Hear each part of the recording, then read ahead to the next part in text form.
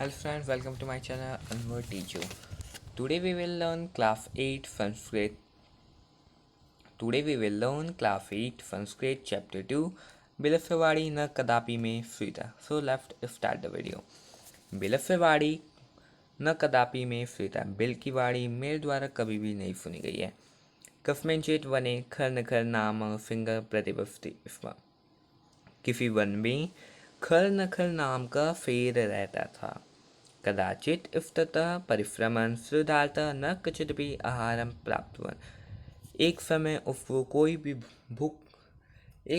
वो भूख से बेचैन होकर इधर उधर घूम रहा था और उसको कोई भी भोजन आहार नहीं प्राप्त हुआ.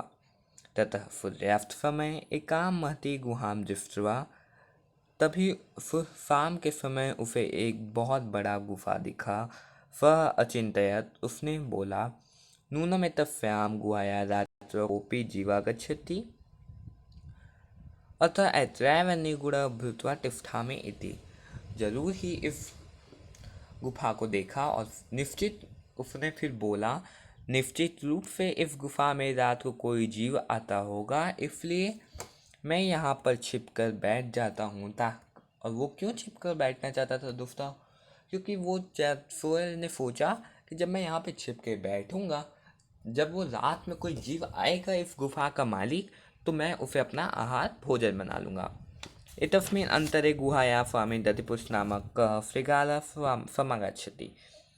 तभी उस गुफा का स्वामी दधिपुछ नाम का फियार आया. उस गुफा का मालिक था फियार, दधिपुछ नाम का फियार.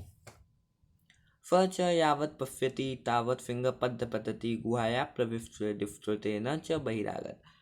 और उसने यह देखा कि शेर के पैरों के निशान गुफा के अंदर जाते हुए दिखाई दे रहे हैं, पर बाहर आते हुए दिखाई नहीं दे रहे हैं. अहो विनष्टो अस्मिन्. उसने बोला, मेरा तो विनाश हो जाएगा. नूनम अस्मिन् बिले फिंगर अस्ति तर्कयामि तर्कम किम कलवाड़ी.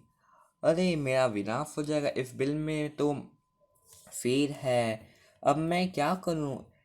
एव विचिंतयः दुष्टता लूता कुत्तुराम्बदा. इस तरफ सोचकर दूर खड़ा होकर आवाज करने शुरू किया. भो बीले किम न समर्फी. यामने त्वाह सह समय कृतोस्ति तम यादम बृहत् प्रत्यागमिष्यामि तदा त्वं माम आकर्ष्यासि. यदि त्वं माम न अहिंस्यासि तर्हि अहं द्वितीया बिलमयास्यामि इति. अरे बिल, भो बिले, अरे बिल, क्या तुम्हें याद नहीं है कि मैंने तुम्हारे साथ वादा किया था कि जब भी मैं बाहर से आऊँगा तुम मुझे बुलाओगे. यदि तुम मुझे तो मैं दूसरे बिल में चला जाऊँगा. अथवा इतुफ्ता छिंग अचिंतयत गुहाया स्वामी समायन करोति.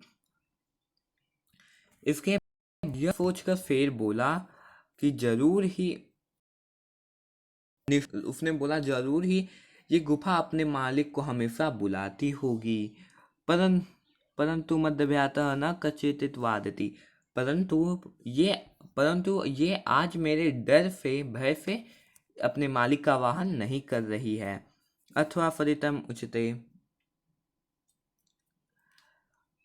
इसको लिए ऐसा कहा है, भय फंत्र मनफाम हफ्त पदाधिका क्रिया पदवंते वाणी चे वेथु पर भवते. और वह सोच कर शेर बोला, भय से डरे हुए मन वालों का हाथ और पैर की क्रियाएं तथा वाणी ठीक से प्रवृत्त नहीं होती, नहीं काम करती, तथा कंपन भी ज्यादा होता है. तद हम अब आवाहन करोमी. अब शेर बोला कि अब मैं इसका आवाहन करता हूँ. एवं सह बिले प्रविश्य स भोज्य भविष्यति. इस प्रकार वह बिल में घुस कर मेरा भोजन बन जाएगा. इतना विचार फिंगर फाफा श्रृगाल फाहान को. यह सोचकर जो फिंग था वो फेल था वो श्रृगाल का फियार का वाहन करने लगा, बुलाने लगा. फिंगर से उच्च गर्जनेन प्रतिद्वंद फा गुहाया उच्च श्रीगालम आयंती। शेर की ऊंची आवाज गुफा में गूंज उठी और जोर से फियार को और उसने जोर खूब अपने और खूब जोर से फियार को बुलाया। श्रीगोलोत्तपी तथा दूरम पालनम इमं पठत। और इस प्रकार दूसरे जानवर भयभीत होकर फियार भी उससे दूर भागने लगा और श्लोक को पढ़ने लगा। अनागत यह कुरुते फुबते फुचते यो न कृत्यानागतम वनेत्र संस्था समागतम जरा बिलफवाड़ी न कदापि में फिता। जो भविष्य में आने वाली दुखों का निराकरण का उपाय करता है वह फोबते हैं, और जो भविष्य में आने वाले दुखों का निराकरण नहीं करता है वह दुखी होते हैं। यहाँ इसका मतलब है कि जो दुख के आने से पहले उसका जो हल निकाल लेता है वो आराम से रहता है, पर जो दुख के आने पर उसका हल निकालता है वो दुखी रहता है।